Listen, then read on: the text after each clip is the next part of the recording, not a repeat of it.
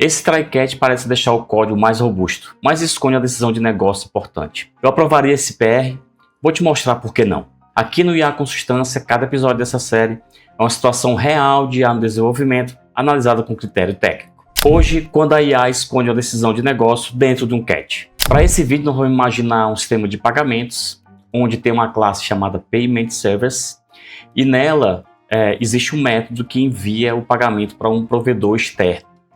E esse método ele pode acontecer 3 situações com ele, né?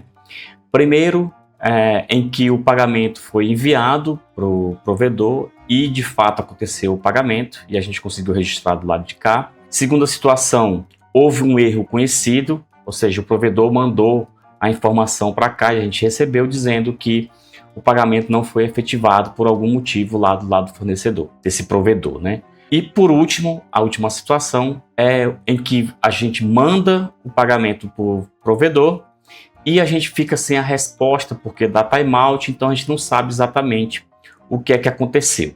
Tá? Esse vídeo ele é diferente do vídeo 3, né? Lá no vídeo 3 a gente utiliza mecanismos para não acontecer duplicação, que pode utilizar cache ou utilizar banco de dados persistindo a informação. Tá? Aqui nesse vídeo é uma coisa um pouco diferente, é como exatamente a gente armazena do lado de cá a informação do que de fato aconteceu. Então ele é um pouco diferente do vídeo anterior. Bora então aqui para o código fonte e a gente vai analisar aqui o método sendPayment. E nele, antes da gente olhar o que é que tem de problema aqui, a gente vai mostrar aqui o que faz sentido aqui dentro desse método, tá? Primeira coisa é que tem um try-catch aqui, certo? E quando ele envia o pagamento que está tudo certo, ele retorna true, né, dizendo que o pagamento aconteceu.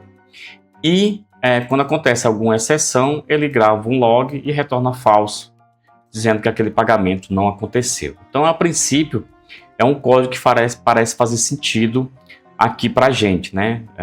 Ele é um código limpo e está bem estruturado aqui a princípio, tá?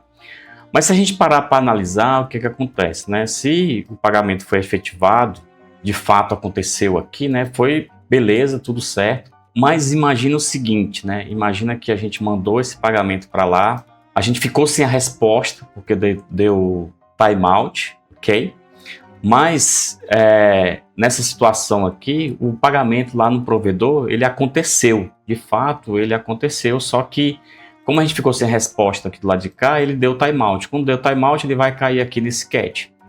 Caindo aqui nesse catch, ele vai gravar o log corretamente e vai dizer que o pagamento não aconteceu, dizendo que foi falso. Só que a gente sabe, né, que nessa situação aqui hipotética, de fato aconteceu lá no provedor o pagamento. E se o usuário mandar de novo, né, o pagamento, o que vai acontecer? Né? Vai duplicar esse pagamento, porque aqui não tem uma tratativa um pouco mais específica em relação ao catch. Né? Então esse é um problema que pode causar prejuízo e pode causar uma série de outros problemas. Então esse é o ponto aqui que a gente deve prestar atenção. Se a gente então imaginar a situação em que o cliente tentou mandar aqui R$5.000, né, num sistema com esse tipo de tratamento aqui de código, o que acontece?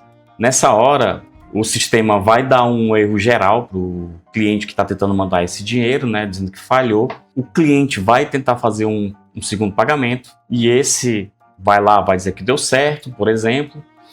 E nessa situação, o que é que ele vai descobrir? Ele vai descobrir depois que 2 pagamentos passaram, né? E isso, depois ele vai ter que entrar em contato com o banco para poder fazer o estorno disso, né? Talvez em D+1, quando ele perceber que há essa duplicidade, entrando em contato com o saque, uma série de coisas lá, de perturbações que ele vai ter que fazer. E tudo isso aconteceu porque o sistema, na verdade, não retornou a primeira vez, né, que ele tentou fazer o pagamento, dizendo que o pagamento estava em processamento. Ele disse que falhou.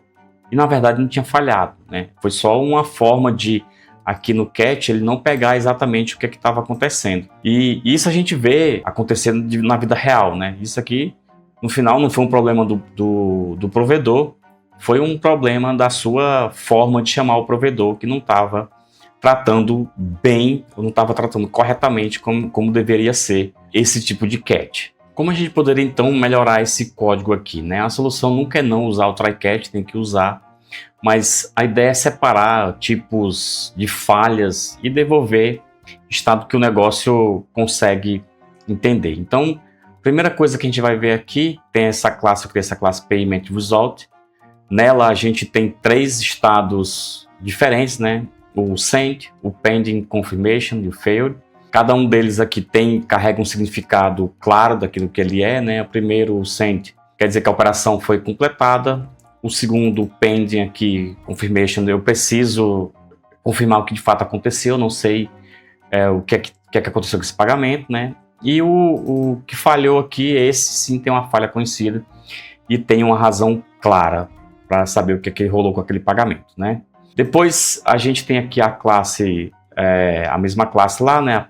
Payment Service. Nela, aqui o Send Payment é um pouco diferente. A gente tem o Try Catch aqui, mas com 2 catches diferentes. Um relacionado ao timeout, e aqui eu logo e retorno para a camada anterior, né, que chamou esse método aqui, dizendo que esse pagamento está pendente.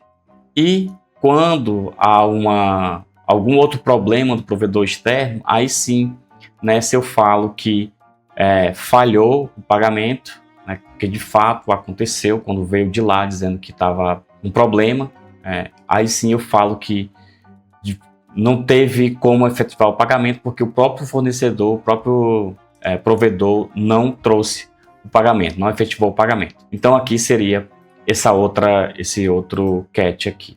E aí alguém pode perguntar, tá, mas se acontecer algum outro tipo de erro, por que não está sendo tratado aqui, né?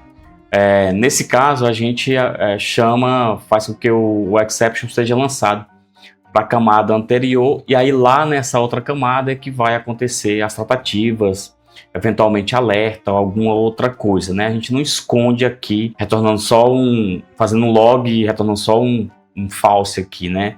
A gente deixa o erro voltar para a camada anterior e lá ela faz esse tipo de tratamento para fazer com que outras formas de melhorias que podem acontecer lá nessa outra camada. E aí alguém poderia perguntar assim, mas não poderia só relançar aqui todas as sessões para fora, né, onde está sendo chamado, tal, mais próximo da camada de aplicação?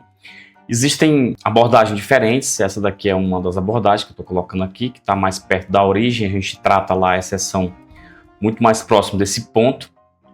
E aí vai depender muito da arquitetura que o time está utilizando e tal. Então, assim, o problema não é capturar a exceção ou só lançar a exceção, esse não é o problema. O problema é quando você captura de forma genérica e transforma tudo na mesma decisão. Aí sim, você acaba não sabendo exatamente o que é que pode gerar naquilo por trás, lá na camada mais profunda, né? Outra crítica também que a galera pode fazer tem a ver muito quando você olha para esse tipo de código, né?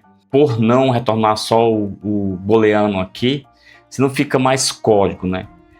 Sim, aqui com Payment Result acaba ficando mais código, são 3 estados, tem muito mais coisa, mas também já viu em outros vídeos que a IA facilita muito a construção de um código um pouco mais completo, um pouco mais robusto, né? Ela lê e escreve código muito mais rápido que o desenvolvedor.